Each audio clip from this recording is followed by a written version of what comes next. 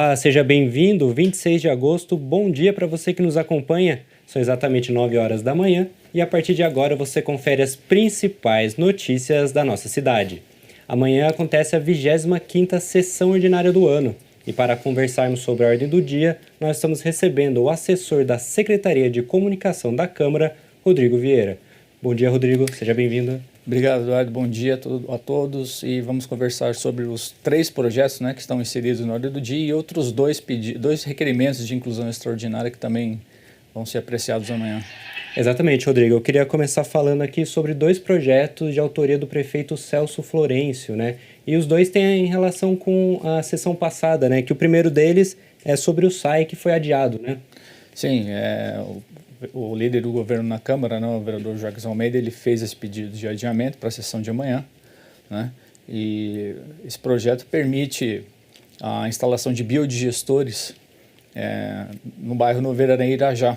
Né? É um local, um loteamento onde não existe, né, esse serviço de tratamento de efluentes, né, de água e esgoto. Então, essa medida vai possibilitar que o SAI consiga fazer levar esse benefício, né, a essas residências por meio da instalação dos biodigestores, que são equipamentos de simples instalação, né, e são feitos em cada imóvel, né, ele substitui de maneira satisfatória a questão do tratamento do esgoto sanitário dessas residências. Mas para essa instalação o SAI precisa fazer uma vistoria técnica, né, no local para saber da capacidade, né, e a possibilidade de instalação desse material e também fazer essa adequação necessária em conformidade com a ABNT, né, com as normas técnicas que são necessárias para esse caso da instalação do biodigestor, uma questão sanitárias e também ambientais. Então é um projeto simples, mas que vai permitir que o município atinja o 100%, né, do tratamento de água e esgoto, vai elevar muito a qualidade de vida né, para a população aqui da cidade. Então, é uma medida simples, mas, como eu disse, muito importante também, e principalmente para os moradores do Veraneio de Irajá que aguardam, né, essa complementação dessa questão sanitária no bairro. Exatamente. E outro projeto que também está na ordem do dia é a segunda discussão, né, do projeto sobre o Código Tributário, né? Isso, é uma medida que vem para alterar, né, o Código Tributário do município e para também adequar a legislação federal, né, que é uma proposta de emenda à Constituição, o número 132 de 2025, agora do governo federal. Esse novo Código Tributário Federal, né, ele propõe o término, né, a junção, na verdade, do ICS com o ICMS, né? Então, essa é uma medida que vai começar, esses 2 tributos eles vão ser extintos em 2032, né? E vai ser alterado e vai ser complementado pelo IBS, que é o Imposto sobre Bens e Serviços. Então, a partir de 2032, todos os entes da federação, né, tanto o governo federal quanto os estados e os municípios vão estar adequados, vão estar inseridos dentro dessa nova regra tributária, né? O IBS ele é similar, ele é compatível com o modelo tributário do IVA, do Imposto sobre o Valor Agregado, né? Então ele vem para simplificar uma série de requisitos aí de tributos, né, como eu falei do ISS e também do ICMS, de forma que o governo coloca aí uma alíquota referência, né, federal de 17,7% desse tributo. Claro que cada ente vai fazer essa adequação, vai fazer essa regulação, e aqui em Jacareí, né, o prefeito também necessita desse ajuste, né, tributário para deixar também a cidade de maneira competitiva com os demais municípios, tanto daqui da região, mas também do estado de São Paulo, né? Vale lembrar que o tributo, né, o IBS, ele vai ser, o critério de referência dele vai ser uma média, o governo federal vai fazer uma média de arrecadação tributária num período aí de 2019 até 2026, né? Então, a referência vai ser essa média arrecadatória desse período, e aí sim vai ser delimitado né, os gestores, né, eles vão delimitar a sua alíquota a partir dessa referência desse período de arrecadação. Como eu disse, o IBS ele vai ser apresentado, ele vai ser implementado de forma gradual, né, para que não exista contrapartidas e também coisas atropeladas nesse período. Então ele vai ser implementado de forma gradual a partir do ano que vem, mas de uma forma gradativa até sim a extinção do ISS e do ICMS em 2032. E aí sim, a partir de 2033, que o IBS vai ser válido em todo o território nacional. No caso dessa lei, que vai ser a segunda discussão acontece amanhã, o prefeito tem um período aí de 90 dias para essa lei começar a poder trabalhar em cima dela. Então tem um período aí de carência, vamos dizer assim, né, de 90 dias a partir da publicação no boletim oficial. É uma medida importante. Teve bastante discussão na semana passada a respeito da aplicação do reajuste, né, em cima de diversas atividades econômicas aqui da cidade. Alguns vereadores dizendo que essa alteração vai gerar aumento de alíquota, outros dizendo que não, apenas para empresas que realmente têm um vencimento, não um vencimento, tem uma arrecadação, tem um lucro, né, de 4 milhões e 800 mil reais. Então são empresas aí de médio, grande porte, né, que vão provavelmente sofrer esse impacto. Claro que todos os demais pequenas e médias atividades, pequenos e médios empreendedores não vão ser atingidos com essa medida, né? Então trata-se apenas de uma questão de equiparação de alíquotas a partir da validação e da consolidação do imposto sobre bens e serviços. Perfeito, Rodrigo. Peço licença, a gente já retorna para falar sobre os outros projetos da ordem do dia. A Câmara Municipal vota amanhã a proposta que garante tratamento dentário gratuito para mulheres que sofreram violência doméstica. O projeto municipal, se aprovado, vai complementar a lei federal sancionada este ano, que já prevê esse serviço no âmbito do SUS. Está tramitando na Câmara Municipal o projeto de lei da vereadora Maria Amélia, que cria o Programa de Reconstrução Dentária para mulheres vítimas de violência doméstica. A proposta prevê tratamento odontológico gratuito, que inclui reconstruções, próteses, procedimentos estéticos e ortodônticos. Na prática, ela tendo todos os boletins, tudo que ela já... a família segura, onde ela for buscar esse socorro, ela já vai ter um documento dizendo que ela foi vítima, certo? Então, ela já teria uma entrada direta na UBS, tendo já em 72 horas um atendimento para que possa ser encaminhada para uma possível restauração da parte odontológica, né? Os números revelam a dimensão do problema. De janeiro a junho de 2025, foram concedidas 281 medidas protetivas em Jacareí, quase o total de todo o ano passado, quando foram 308. Entre as vítimas, há mulheres que carregam não só as marcas emocionais, mas também físicas da violência. Eu fiquei alguns anos sofrendo de dores de cabeça.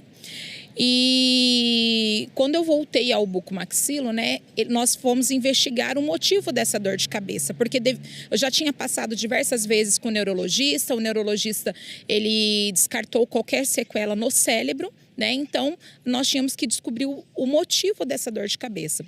Foi quando ele começou a fazer a pesquisa, né, a investigar a causa da minha dor de cabeça, que foi desencadeado pelo o estresse pós-traumático, né, que veio por conta desse trauma. Então, nós sentimos uma necessidade de procurar, né, porque já não cabia mais para o bucomaxilo desenvolver esse trabalho, dar continuidade. Então, nós sentimos a necessidade de procurar um especialista, né, e esse especialista, que seria um dentista, já voltado para essa área, não tinha disponível nas redes, né, públicas aqui da cidade. No diagnóstico, a DTM, que é a disfunção da articulação responsável por ligar a mandíbula ao crânio. Se tivesse algo voltado pelo SUS, oferecido pelo SUS aqui dentro do município, tinha me ajudado muito e ajudado também outras mulheres, né, que tiveram a perca dos seus dentes ou tiveram o estresse pós-traumático igual eu estou tendo neste momento, né? Então acho que é importante sim buscar, fazer essa busca, né, dentro dessa luta, porque não foi só eu. Ainda vai ter muitas mulheres. As consequências da violência podem comprometer funções essenciais da boca, como a fala e a mastigação, além de causar alterações estéticas da face. As abordagens, lógico que são a fim de conter, devolver a estética, mas também o profissional ele tem que ter um olhar acolhedor para poder entregar o resgate para a autoestima para essa vítima, né? A dignidade que ela tanto busca. Então, os tratamentos eles vão desde suturas, em casos de lacerações, reposicionamento do dente, de acordo com o impacto da agressão. Pode envolver tratamentos de canal, reconstruções da anatomia dental com restaurações de resina.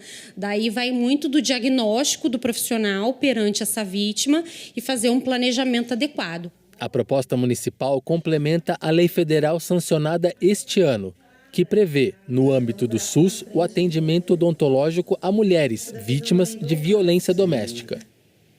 E voltamos a falar com Rodrigo Vieira, assessor de comunicação da Câmara Municipal.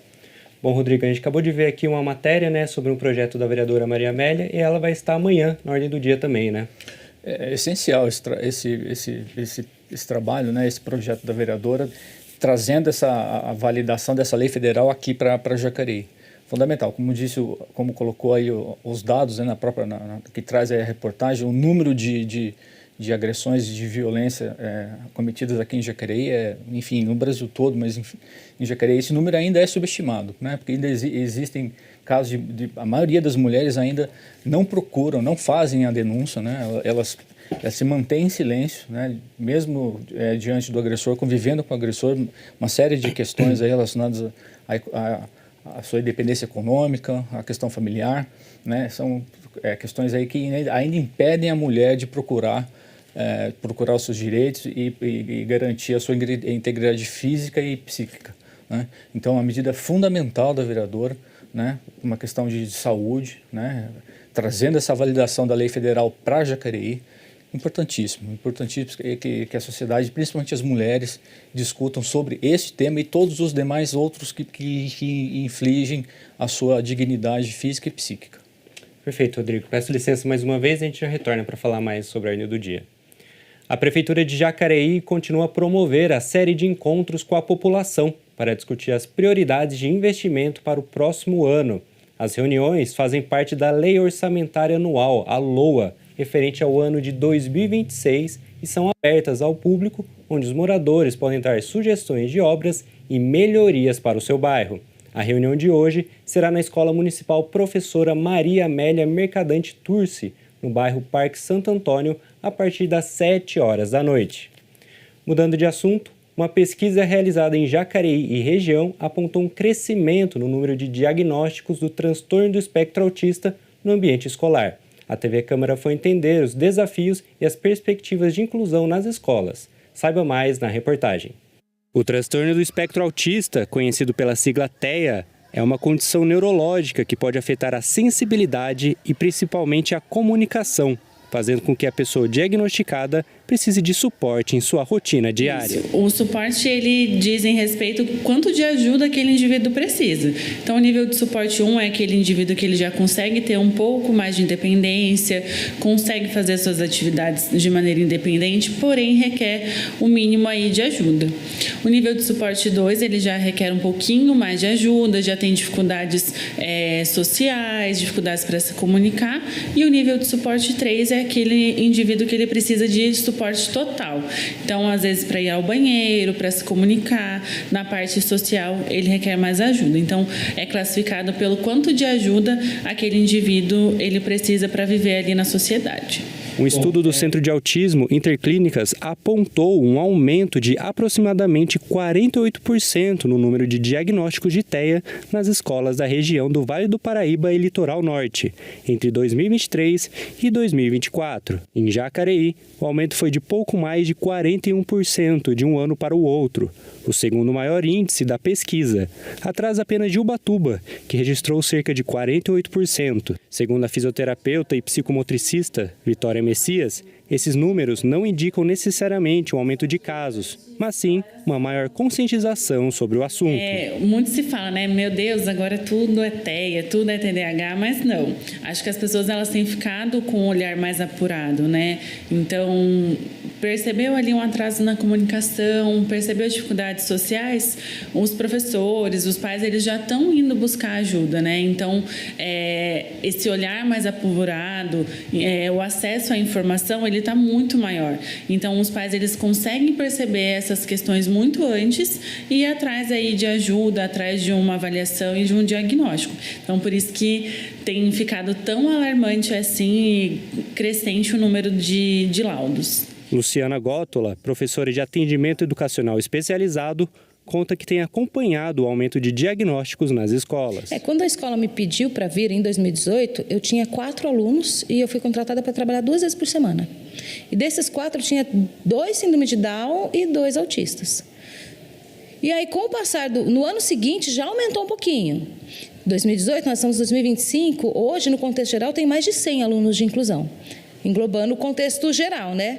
Mas síndrome de Down, no momento, eu não tenho nenhum, os que tinham se formaram, e autistas eu tenho mais de 30. Então, assim, cresceu muito o número de inclusão.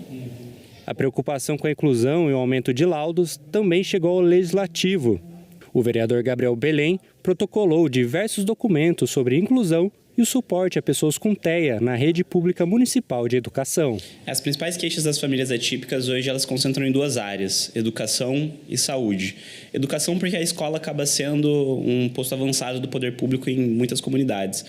A falta de tratamento, por exemplo, na saúde, de reabilitação, acaba prejudicando os alunos na escola. E além disso, a gente tem um problema hoje muito grave da inclusão das crianças nas escolas. Faltam profissionais para fazer essa inclusão, falta uma inclusão efetiva. Isso gera muitas queixas, muitas reclamações por parte das famílias atípicas. E na saúde é justamente a falta dos tratamentos, das reabilitações, de TO, de uma série de especialistas aí que estão em falta na rede.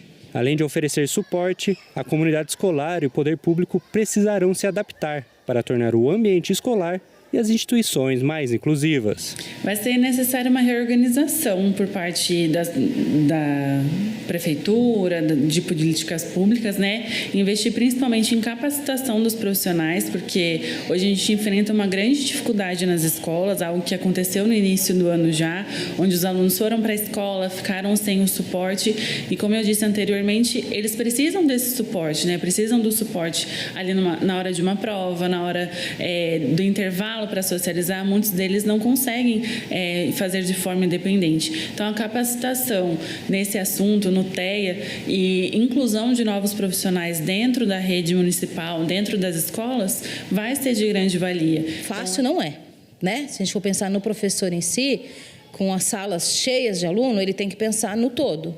Então, assim, o professor precisa criar estratégias para elaborar atividade para aquele aluno, que ele consiga aprender aquele assunto que está sendo dito dentro da sala.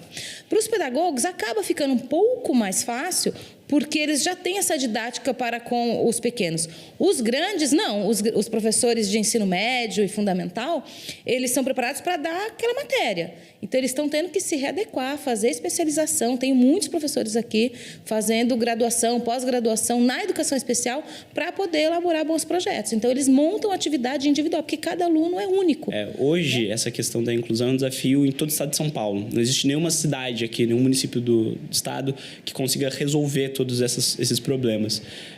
Mas existem algumas cidades que estão apresentando resultados melhores do que outras. Então, a gente pode citar Vinhedo, a gente pode citar Mogi das Cruzes.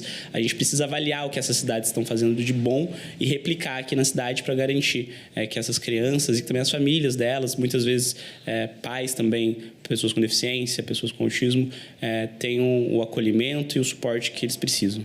Mais do que cumprir leis, A adaptação das escolas e instituições é essencial para que cada aluno tenha o seu potencial respeitado e desenvolvido. Que a inclusão vem nos ensinar muita coisa.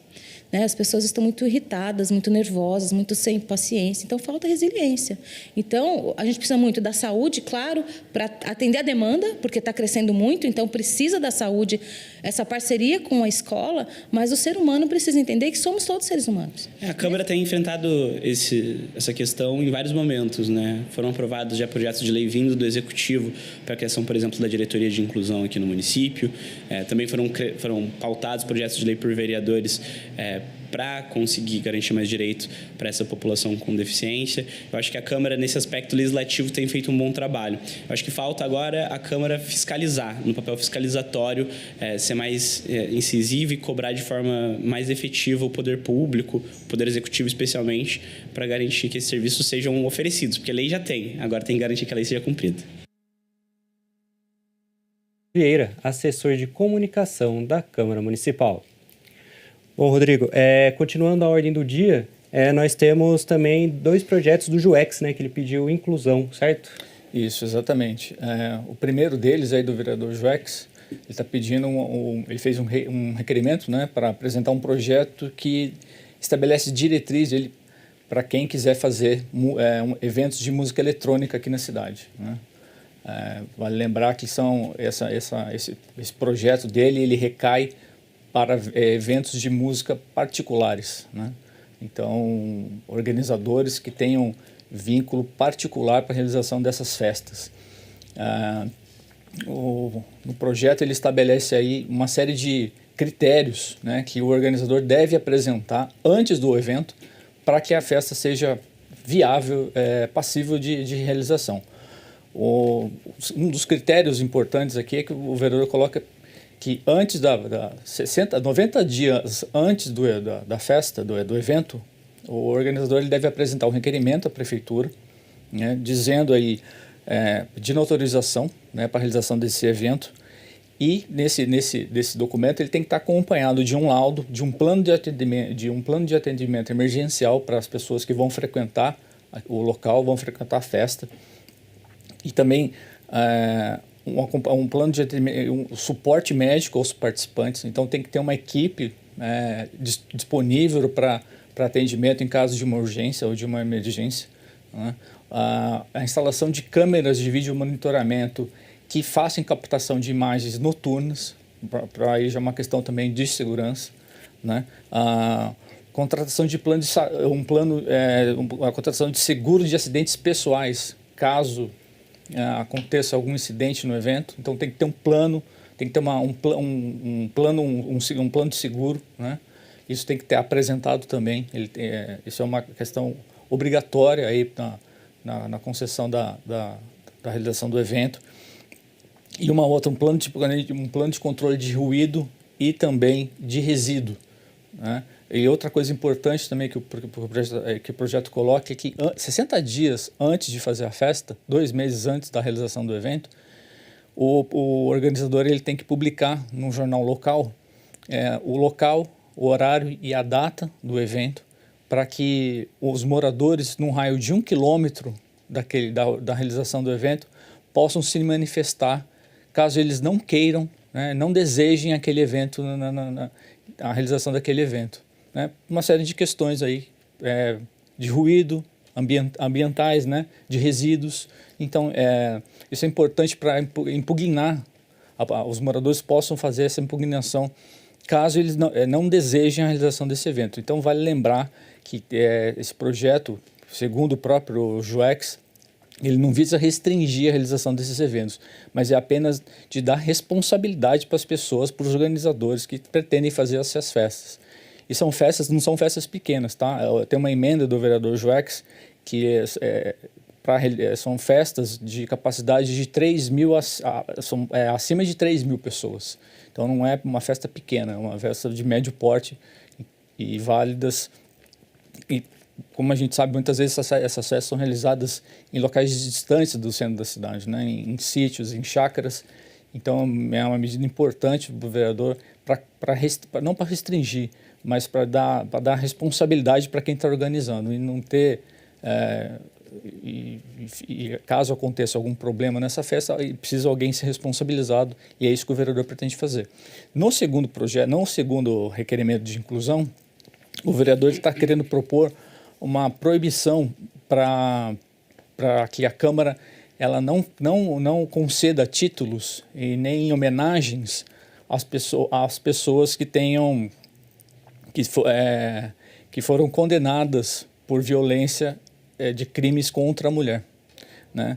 Então, que tenham a sentença transitado em julgado, ou seja, que elas estão ainda em processo né, de condenação, até enquanto perdurar os efeitos da lei, né, os efeitos jurídicos dessa respectiva condenação.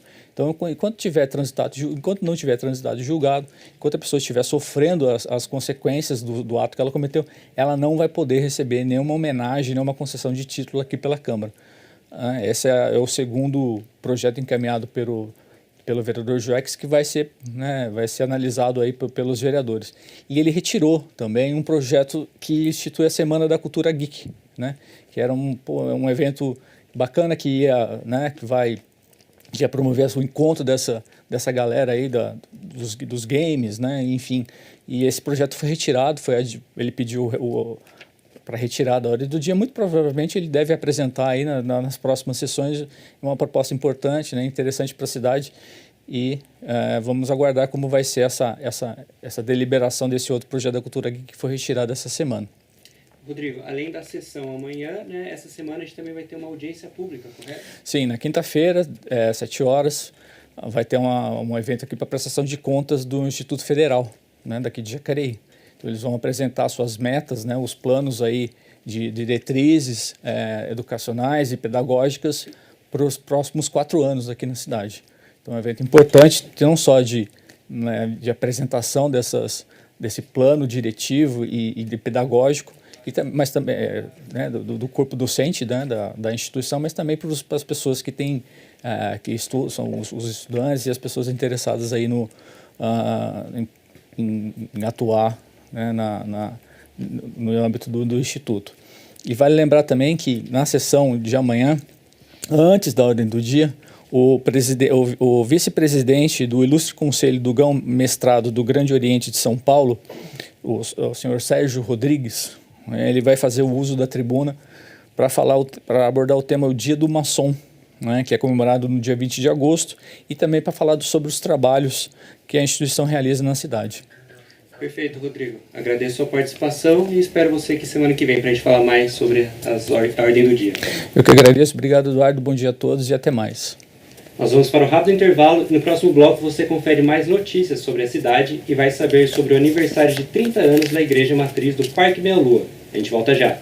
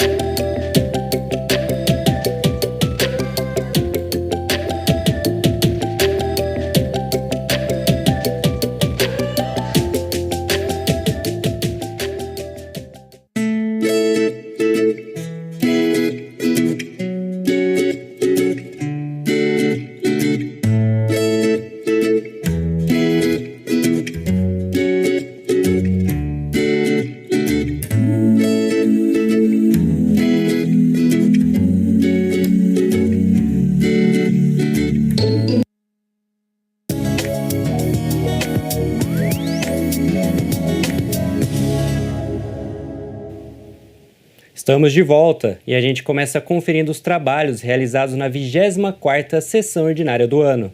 O vereador Valmir, do Parque Meia Lua, do Progressistas, comentou um requerimento de sua autoria que cobra o governo do estado de São Paulo para que construa casas para a população. Confira.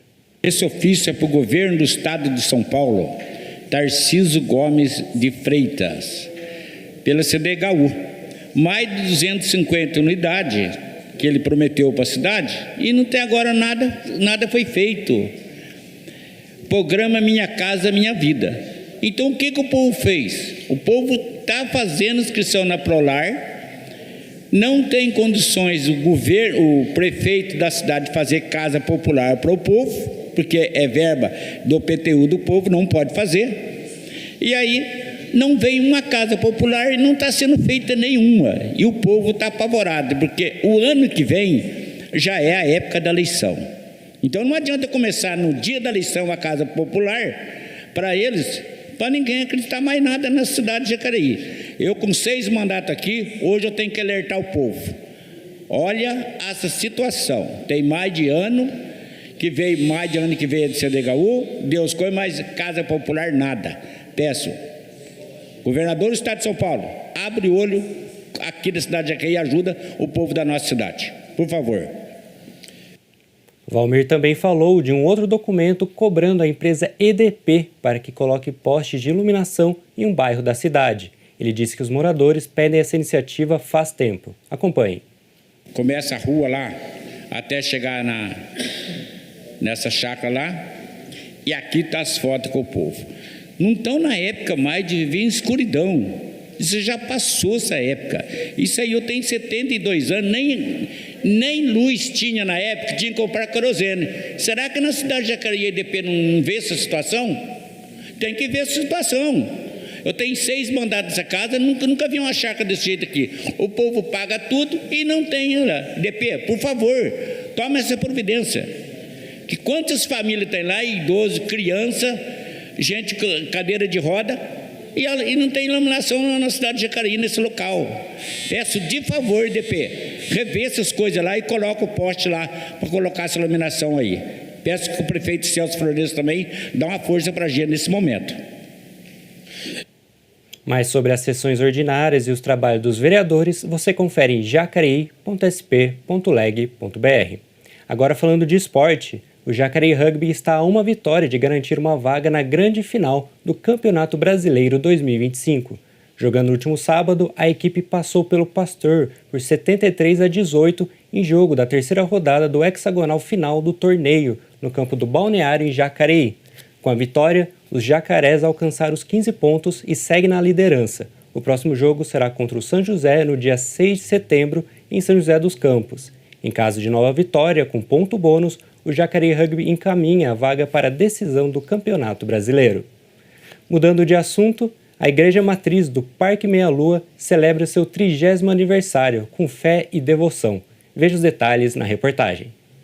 A paróquia Maria Auxiliadora dos Cristãos, no Parque Meia Lua, completa 30 anos de história. Para marcar a data, foi realizada uma novena especial, que reuniu fiéis em um momento de fé e devoção.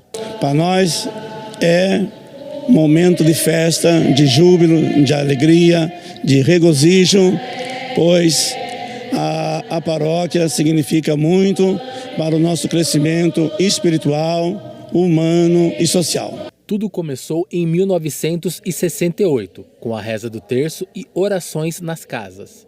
Anos depois, em 1980, a igreja foi construída. O reconhecimento maior veio em 1995, quando a comunidade foi oficialmente elevada à condição de paróquia. E o povo pedindo para ser paróquia, e a gente então conseguiu fazer essa igreja que hoje nós estamos, né? E aí a gente chegou ao ponto de ser paróquia Maria Auxiliadora dos Cristãos, que antes era São João Bosco, mas como já existe paróquia São João Bosco na diocese, aí foi feito um plebiscito, ficando Maria Auxiliadora dos Cristãos.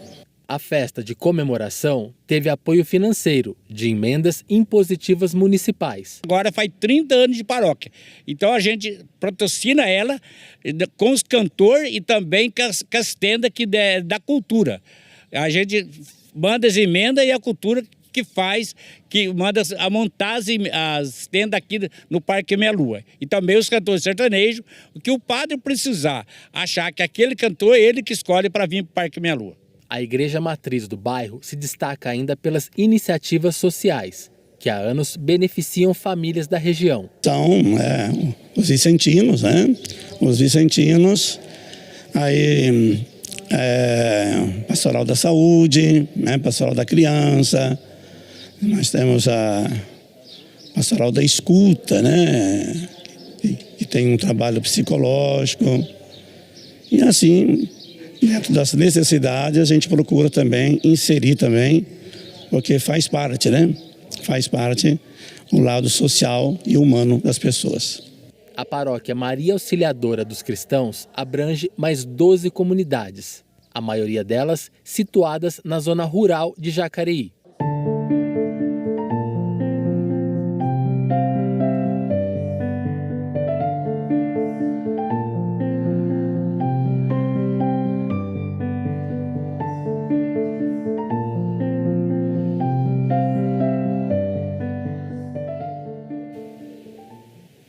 Lembrando que ao meio-dia você confere a reprise dessa edição e amanhã você pode acompanhar a 25ª sessão ordinária ao vivo a partir das 9 horas da manhã.